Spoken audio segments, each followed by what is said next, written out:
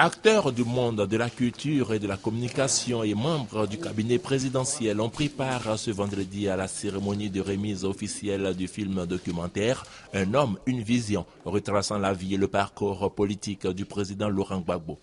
De janvier 2008 à janvier 2009, la réalisatrice du film Anikele Etibou a recueilli les témoignages de compagnons de lutte, d'universitaires, d'hommes politiques et de personnalités de la société civile, aussi bien en Côte d'Ivoire, en Afrique qu'en Europe, pour faire ce film, produit par le président de la fondation Faeka Abderrahmane Ndiaye, et dit avoir voulu à travers cette œuvre cinématographique présenter le parcours exemplaire d'un digne fils d'Afrique, arrivé au pouvoir à force de persévérer, un modèle pour la jeunesse.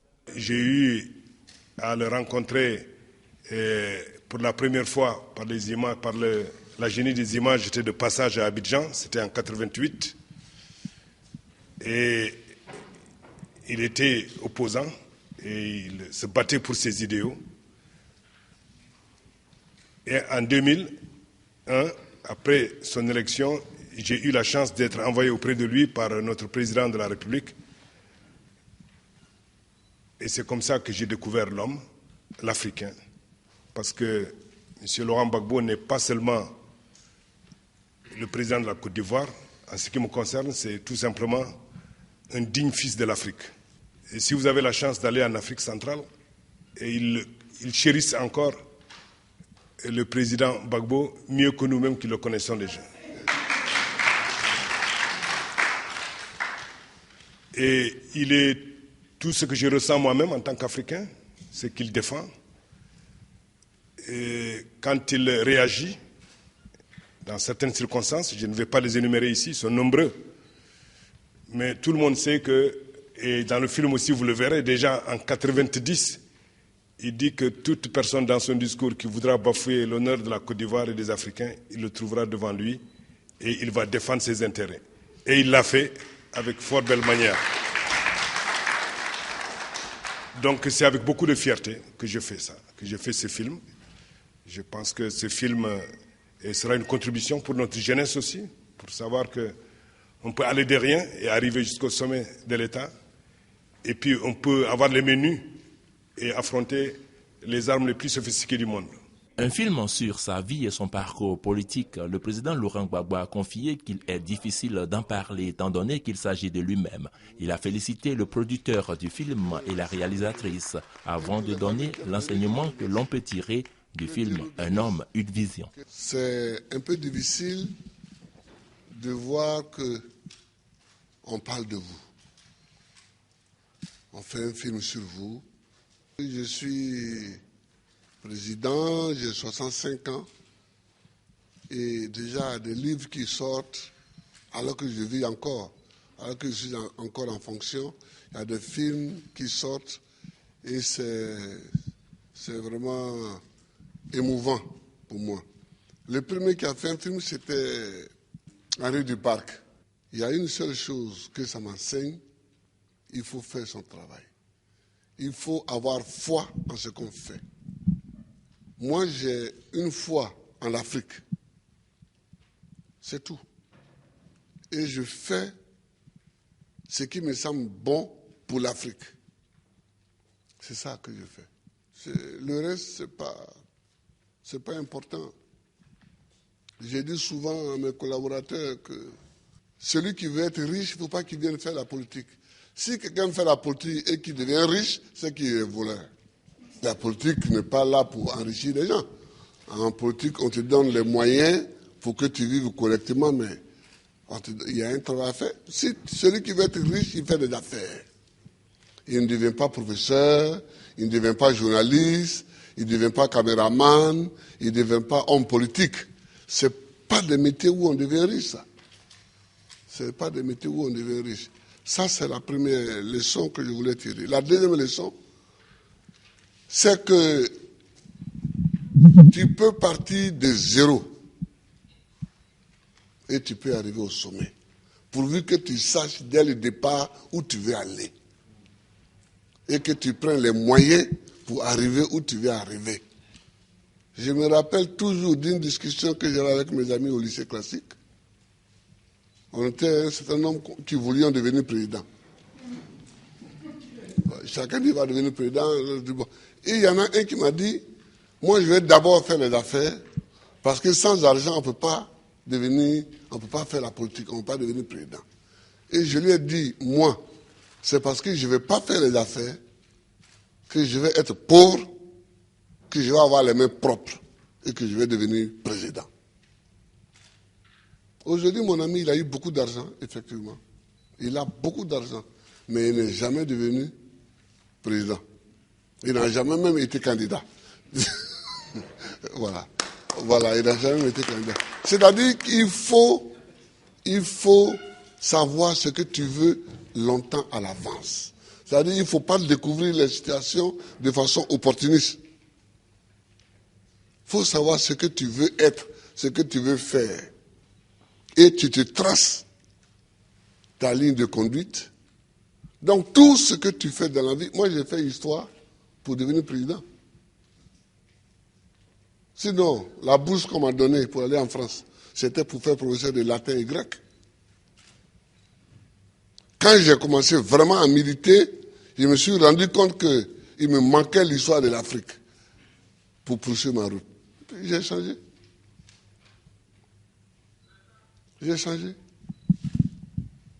Et j'ai fait histoire parce que c'est ça qui me manquait pour connaître d'où on vient et où on peut aller en connaissant d'où on vient. Je vois des gens qui découvrent qu'il y a un fauteuil à côté, ils peuvent s'asseoir dessus. On ne s'assoit pas dessus comme ça. Le fauteuil, il est à côté, il semble vide, mais il a un propriétaire.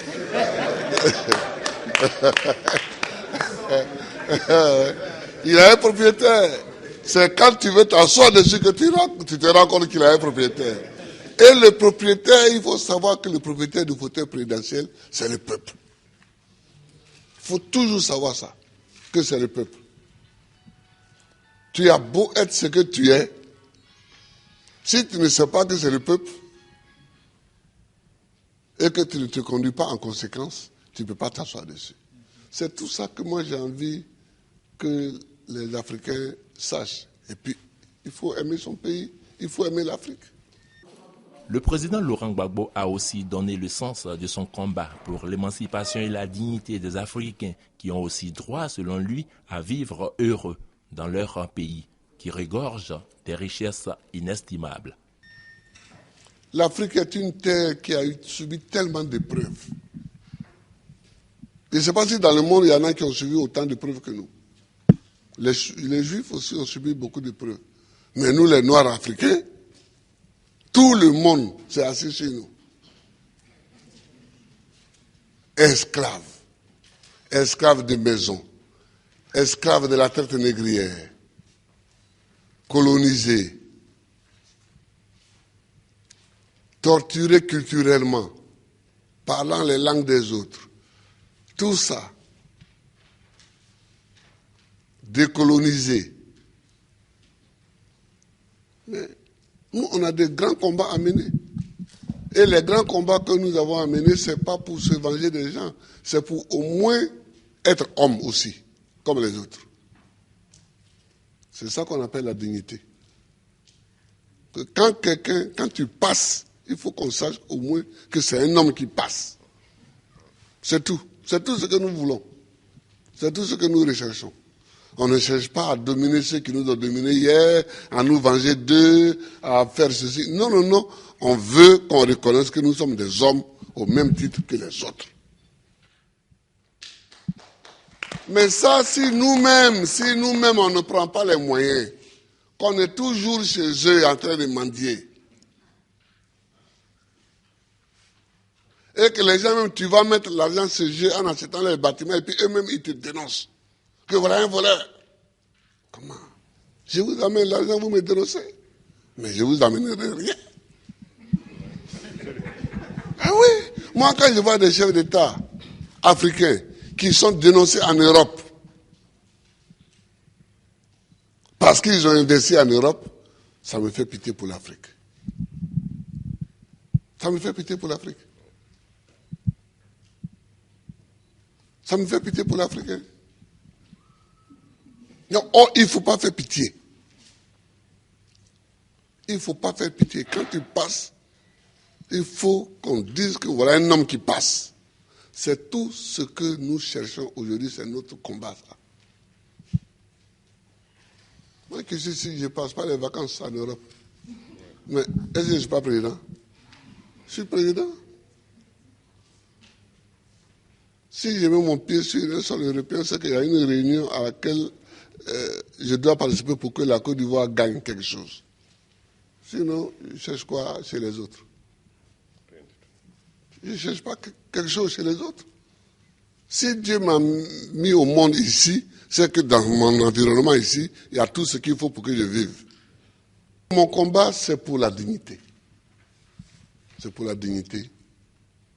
C'est pour que nous effacions tous les siècles passés, les traces de tous les siècles passés, les traces de l'esclavage, les traces de la colonisation, les traces du pillage, les traces du travail forcé, les traces de la chicote. C'est pour qu'on efface tout ça. Dieu merci, avec des films comme ça, demain, les jeunes peuvent savoir le combat que nous avons mené et eux-mêmes vont continuer encore. Eux-mêmes vont continuer. Je vous remercie, Aboudraman. Je vous remercie, Ami Kélé. Et tous les amis qui sont venus, je vous remercie. Que Dieu nous bénisse. Que Dieu nous bénisse.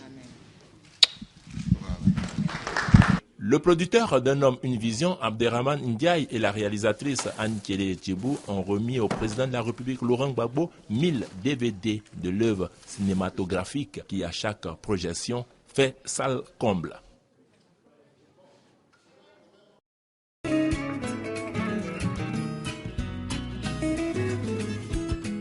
C'est dans la plus grande salle du cinéma Bambemba de Bamako que la projection du film Un homme, une vision s'est tenue le 14 septembre 2010 à 20h30 en présence de la réalisatrice Annie Kélé et l'équipe de African Queen Production. Très attentifs, les cinéphiles bamakois, hommes politiques, ambassadeurs, présidents d'institutions, membres de la société civile, invités de marques tels que Cheikh Oumar Sissoko, réalisateur et ancien ministre malien de la Culture, ont suivi de bout en bout les belles images ainsi que les riches témoignages qui rythment les séquences du film Un homme, une vision d'une durée d'1h40. Ceux qui croient en une Afrique digne ont apprécié la trame qui aligne les tranches de vie de Gbagbo Laurent. Son enfance dans son village natal, sa vie d'opposant forcé à l'exil, son combat politique jusqu'au fauteuil présidentiel, son accession à la présidence de la République et sa gestion de la grave crise qui a frappé de plein fouet la Côte d'Ivoire en septembre 2002. Au sortir de la salle de projection, les Bamakois ont livré leurs sentiments. Ça m'a permis de me situer sur les données de Gbagbo. C'est un homme, c'est un tigre quoi. Le film là m'a beaucoup, vraiment, ça m'a travaillé. C'est un homme sans rancune. Auparavant, on avait une idée, comme beaucoup de Maliens d'autres, on avait une idée arrêtée sur Laurent Gbagbo, sur l'homme. Mais avec ce film, on a compris beaucoup de choses. On a vu vraiment la détermination de l'homme. Sa détermination, c'est quoi? C'est la Côte d'Ivoire, c'est l'Afrique. C'est un bon africaniste, un grand patriote qui rend à l'Afrique sa fierté et sa dignité. Je pense que c'est ce message que nous devons comprendre, ne pas laisser aux autres décider à notre place. Je crois qu'il y a des problèmes qui se sont déroulés en Côte d'Ivoire dont les gens n'ont pas les informations. Et je crois qu'après ce film-là, ce film permettra d'éveiller la conscience de tout le monde. Il faut souligner qu'Un homme, une vision sera disponible sur le marché ivoirien à partir du lundi 27 septembre 2010. Avant la projection de ce film, l'équipe de production a visité le locaux du Centre national du cinéma du Mali et rendu une visite de courtoisie à Mme Aminata Dramane Traoré, ancien ministre de la Culture. La grande première du film Un homme, une vision sur le parcours du président Laurent Gbagbo a eu lieu à Abidjan le 31 mai 2010.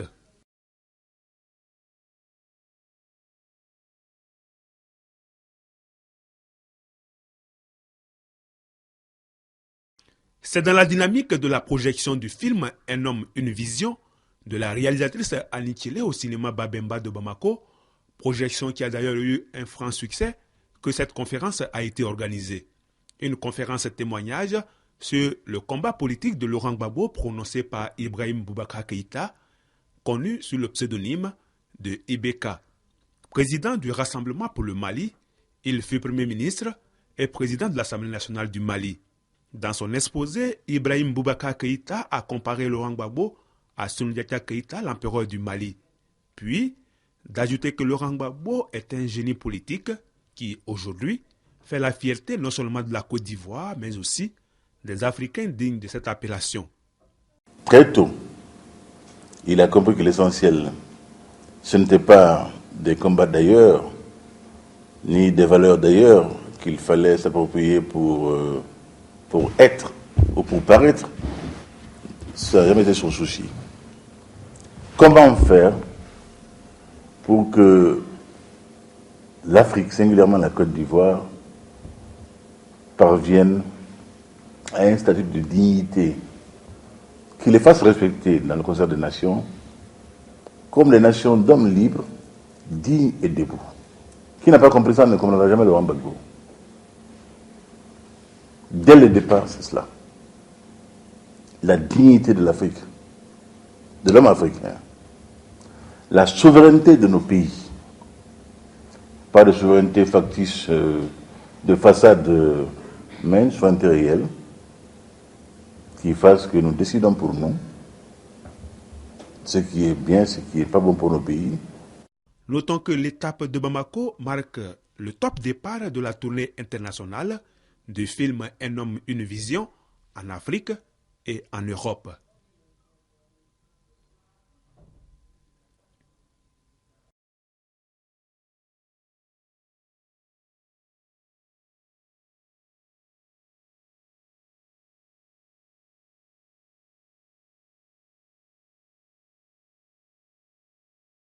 Aujourd'hui, vous sortez un film qui porte sur Laurent Gbagbo. Oui. Vous êtes la réalisatrice d'un film sur Laurent Gbagbo, Un homme, une vision. Tout à fait, Un homme, une vision sur le parcours de l'homme politique Laurent Gbagbo, pas sur le président, mais sur le parcours d'un homme. Donc c'est un film qui part depuis ses années collège jusqu'à maintenant, donc évidemment qui inclut quand il est devenu président, mais c'est vraiment un parcours. Vous disiez que ce n'est pas sur le président, mais il se trouve qu'il est président et qu'on est en pleine période de campagne électorale. Voilà. Pourquoi sortir le film maintenant et pas avant? Le film, on ne l'a pas fait pour la campagne. Il n'est pas à un but électoraliste. À la base, c'est un film qui retrace le parcours d'un homme que, a priori, rien ne prédestinait à ces fonctions-là, à occuper ces fonctions de par sa naissance, de par l'environnement, la configuration même. Quand on se souvient que la Côte d'Ivoire était pendant plus de 40 ans sous le régime du parti unique, il n'était pas possible qu'un homme comme ça devienne chef d'État. Mais ce qu'on a voulu retracer ici, c'est la détermination, c'est le rêve que fait un enfant. Ce rêve est nourri par la combativité d'un père, c'est-à-dire lui son père, et puis donc qui se bat et qui se forge un destin et qui arrive au sommet de l'État. Je trouvais que là il y avait matière à montrer pour les jeunes générations, il y avait matière à voir, à enseigner. Donc c'est un film qui doit être perçu comme un document historique. Et pédagogique donc. Et pédagogique donc, qui n'est pas un film pour faire la campagne de Laurent Gbagbo. Nulle part dans le film on nous dit c'est le meilleur des candidats. Non, parce que quand on a commencé le film, il n'y avait pas de date d'élection. Et comment justement est né ce projet-là? Comment vous vient l'idée de faire un film sur Laurent Gbagbo? Mais d'abord, le personnage Laurent Gbagbo, le personnage m'intéressait en tant qu'observateur, citoyen de ma société, de ma communauté. Ça m'intéressait, la façon dont il a mené sa vie, la façon dont il mène sa vie. Et puis, mais j'étais très loin du milieu politique. Et c'est en 2002, quand il était déjà chef de l'État depuis 2000, depuis 2 ans donc, quand on lui fait cette guerre. Oui. Donc c'est d'abord un sentiment d'injustice. Quand le pays est divisé en deux. Voilà. c'est un sentiment d'injustice qui me pousse, moi, mais comme plein de millions d'Ivoiriens, à dire non, c'est pas possible. Tu ne peux pas avoir lutté pendant plus de 30 ans, arriver au pouvoir et qu'on te fasse ça. Donc c'est d'abord ça. Donc là, à partir de là, j'ai creusé, j'ai voulu savoir pourquoi. Qui était vraiment ce personnage, puisque j'étais loin de la politique, donc je ne connaissais pas l'aspect, la facette politique de l'homme. Donc j'ai creusé et ça m'a intéressé, mais je n'avais évidemment pas les moyens de réaliser. Naturellement, c'est à cela que j'allais en venir. Entre le projet de film et sa concrétisation, sa sortie en salle, comme c'est le cas maintenant, il y a un gap qui est financier d'abord. Tout à fait. Et ça, c'est la rencontre d'un homme. C'est-à-dire que les gens qui croient disent toujours que Dieu entend toujours nos prières. J'avais envie de ça. Et peut-être que Dieu a mis sur mon chemin quelqu'un, un monsieur, un Africain, qui n'est même pas un Ivoirien, qui vient de la Mauritanie, qui vit au Sénégal, et qui lui aussi avait connu Laurent Gbagbo de loin. Depuis 1988, il m'a dit, depuis qu'il était rentré d'exil, qu'il intriguait, qu'il voulait voir c'était qui ce personnage, et qui a suivi, est-ce qu'il allait finalement se laisser avoir, rentrer dans le gouvernement, rentrer dans le moule, comme beaucoup de gens en Afrique, et puis non, et qu'il a retrouvé en 2000 chef d'État. Donc là aussi, ça lui a fait un déclic, et il avait envie de raconter ce parcours-là. Donc nous nous sommes rencontrés tout à fait par hasard, mais est-ce que le hasard existe vraiment? Sur ce projet, il m'a fait confiance, et il a décidé de m'en confier la réalisation. Voilà. Très bien. Et maintenant, parlons de vous. Vous avez un très joli prénom que très peu connaissent probablement, puisqu'on a retenu surtout les noms, c'est Brigitte. Oui. Je m'appelle à l'état civil Annie, de mon nom de famille. Tchélé, c'est mon prénom africain. Brigitte, c'est mon prénom chrétien. Brigitte, parce que mon père était un grand admirateur de Brigitte Bardot. Donc quand je suis née, il m'a nommé, il a décidé de m'appeler Brigitte. Et puis plus tard, Henri Duparc, qui était mon autre père, a décidé que comme actrice de cinéma, ça faisait trop long, Annie Tchélé, Brigitte. Donc on a zappé Brigitte et on a gardé Annie Tchélé. Plus tard, quand je me suis mariée, donc Etibou est arrivé. Donc je suis Annie Tchélé, épouse Etibou. Très bien. Et maintenant, est-ce que c'est cela qui vous a déterminé à faire du cinéma? Vous avez commencé comme comédienne, puis comme actrice. Oui. Est-ce que c'est ce prénom qui vous a prédestiné en quelque sorte? Je ne sais pas. Peut-être que les prénoms ont... Des gens disent que... Oui, il y a des gens qui disent que les prénoms ont une influence sur les enfants, sur leur avenir, peut-être. Je ne sais pas. Mais en tout cas, au départ, je n'ai jamais rêvé d'être actrice. Ce n'était pas mon rêve. Hein. Moi, je voulais être danseuse, chorégraphe, et donc j'ai étudié pour ça. Je suis à la base danseuse et chorégraphe, et donc j'ai étudié à l'Institut national des arts d'Abidjan pour ça. En 1983 et ensuite en 1985, je suis allée à Londres, à la Margaret Morris Movement Dance School, pour passer mon diplôme de chorégraphe. Et donc, c'est pendant que j'étais à l'école ici à Abidjan qu'on nous a fait appel. Des gens sont venus dans notre école, ils ont dit qu'ils avaient besoin de jeunes filles pour un film. Et puis bon, on a fait un casting. Et j'ai été retenue pour le film de Nyambala. Et au moment de tourner, ma mère a dit, ah non, on attend si c'est les vacances scolaires. Parce qu'il n'est pas question de laisser les études pour aller faire du cinéma. Donc au départ, c'est pas une envie de me montrer ou d'être actrice. Non, j'ai jamais... Et puis vous avez votre film aussi, un film qui a été primé au FESPACO, Sida dans la Cité. Tout à fait. Alors quand j'ai décidé de ne plus jouer comme actrice, en tout cas de mettre une petite pause dans ma carrière d'actrice, donc, c'est parce qu'il y a je suis intéressée par des cas sociaux, par des problèmes sociaux. Et le sida est un problème qui me préoccupait, moi. Et donc, j'ai décidé, avec une ONG américaine qui m'avait fait appel, j'ai apporté ce projet-là qu'ils ont accepté de financer. C'est devenu Sida dans la Cité 1. On l'a présenté au FESPACO, il a été primé.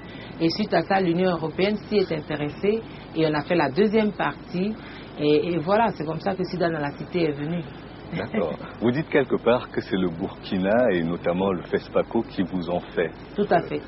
Cinématographiquement, tout à fait. C'est le Burkina Faso qui m'a fait complètement. Je suis allée à mon premier FESPACO en 1987. Et là, j'ai rencontré deux monuments. Il s'agissait de Djibril Diop Mambéty, et Sambène Ousmane. Sambène Ousmane a dit, paix à son âme, ça c'est l'avenir du cinéma. Qu'est-ce qu'elle est radieuse. Mais moi j'arrivais là pour découvrir, le cinéma c'est pas... Et puis c'est pendant ce FESPACO-là que Henri Duparc aussi m'a proposé le rôle de Balle-Poussière. Donc le FESPACO et le Burkina Faso sont toujours... occupent toujours une place spéciale dans mon cœur. Le Burkina Faso et les Burkinabés, c'est ma famille, c'est des gens qui m'ont fait. Voilà, sans eux, je n'aurais pas fait le cinéma, c'est clair. Et aujourd'hui, vous êtes directrice d'un festival international du court-métrage à Abidjan. Oui. Est-ce que c'est une façon de renvoyer l'ascenseur à la jeune génération, à la génération qui vient après vous? Tout à fait, mais en plus, je peux dire que le FICA, ce festival, à sa naissance, a reçu l'onction du FESPACO. On est allé le présenter au FESPACO à Ouaga et ils ont dit oui, nous on est d'accord, donc vous faites les années paires, nous on fait les années impaires. Donc toujours je reviens au Burkina Faso, mais c'est une façon, ce festival de court-métrage, effectivement de permettre aux jeunes qui ont envie de faire ce métier merveilleux de cinéma, d'y croire, de montrer leurs œuvres, de confronter leur création à celle d'autres horizons et puis d'y aller. La prochaine édition, c'est quand? La prochaine édition, maintenant, ça va être en 2011 parce que le FICA devient annuel, une édition nationale qui va consister en une caravane qui va sillonner plusieurs villes de la Côte d'Ivoire. Et puis l'édition internationale, c'est toujours les années paires, donc en 2012. Et quels sont les prochains projets puisque vous n'arrêtez pas avec les projets? Eh bien, les prochains projets, écoutez, nous préparons un long métrage qui est inspiré, un long métrage de fiction qui est inspiré de la crise que nous avons vécue en Côte d'Ivoire. Voilà, donc je crois que ça c'est notre prochain projet, mais on a beaucoup de projets et puis tant qu'on vit, on doit travailler. Absolument. De quoi est-ce que vous seriez le plus fier?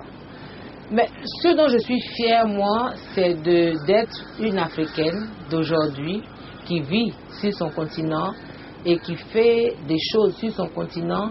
Et puis, je suis fière de travailler, de faire de ma passion, qui est le cinéma, d'en faire mon métier. Ça, je veux dire, on peut ne pas gagner de l'argent, c'est pas grave. Mais je suis une passionnée du cinéma et de pouvoir travailler dans l'image, dans la communication, je trouve ça absolument merveilleux. Et ça me réjouit fort et j'en suis fière. S'il fallait maintenant se mettre dans la perspective, puisque vous faites une émission sur la paix, oui, de ces assemblées annuelles de la Banque africaine de développement qui sont tenues à Abidjan, oui, tout le monde demande que la balle revienne au pays et la condition, vous l'avez entendu de la bouche du président de la Banque, c'est qu'il faut que la paix revienne. Oui. Vous vous sentez actrice de la paix, mais est-ce que vous êtes optimiste par rapport à ce processus-là? Moi, je suis très optimiste. Je suis très optimiste pour la Côte d'Ivoire, pour que la paix revienne. Et je crois qu'on va y arriver. On ne peut pas faire autrement que d'arriver à la paix. En tout cas, d'organiser des élections crédibles et que le prochain président qui en sortira, que tout le monde soit d'accord. Et parce que nous aussi, les Africains, il faut qu'on apprenne à se soumettre, à dire oui, là j'ai perdu, là j'ai gagné. Il faut qu'on apprenne à mettre en valeur nos propres institutions. Voilà, donc je pense que les élections vont avoir lieu, je ne sais pas quand, mais elles vont avoir lieu parce qu'il ne peut pas, ça ne peut pas être autrement. Et puis je crois en la paix parce que les Ivoiriens veulent la paix et les amis de la Côte d'Ivoire veulent la paix. Donc j'y crois. Et certains disaient même que la Côte d'Ivoire, qui était la locomotive de la croissance en Afrique de l'Ouest, quand ça allait mal chez elle, quand ça va mal chez elle, ça va mal forcément chez les voisins également. Oui, oui, tout à fait. Et c'est pour ça que même, oui, elle est la locomotive de la sous-région, parce que même on s'est rendu compte que même dans la guerre, même pendant les années de crise, la Côte d'Ivoire est restée la locomotive. Mais c'est bien, c'est ça, c'est Dieu qui permet ça. Mais quand Dieu vous met au-dessus, c'est pour pouvoir tirer les autres. Et ça, c'est la mission de la Côte d'Ivoire aussi. C'est pas de vivre sur elle seule et pour elle seule. C'est de tirer les autres vers le haut et que tout le monde s'en sorte. Et pour qui vous voteriez aujourd'hui si les élections se tenaient? Pour qui je voterais? Pour un candidat qui aurait le souci des Ivoiriens, qui aurait le souci aussi de la culture. D'habitude, la culture est toujours au dernier plan. Moi, je voterais pour un candidat qui donnerait la pleine place à la culture, au cinéma notamment, mais qui aurait vraiment le souci de sa population, voilà, qui qui se soucierait de comment les gens vivent, quels sont leurs besoins, de quoi ils ont besoin, qu'est-ce qu'il faut pour que les richesses soient bien distribuées à tout le monde. Moi, oui, un candidat comme ça m'intéresserait, mais pour le moment, je ne sais pas pour qui je voterai. Et au-delà de l'aspect culturel, dans votre émission, vous donnez la parole à plusieurs Ivoiriens, aux Ivoiriens de tous les bords oui. et de tous les quatre coins du pays. Qu'est-ce qu'ils réclament aujourd'hui? Qu'est-ce qu'ils veulent faire entendre aux hommes politiques? Ce qu'ils ont envie de faire entendre, c'est qu'ils ont soif de paix, qu'ils en ont marre de cette situation de ni paix ni guerre. On avance, on fait un pas en avant, deux pas en arrière, on stagne sur place. Les Ivoiriens veulent la paix. Les Ivoiriens veulent que les politiciens prennent leurs responsabilités vis-à-vis des populations et qu'on nous sorte des discours. Parce que entre, oui, on veut aller aux élections et la réalité, il y a un gap.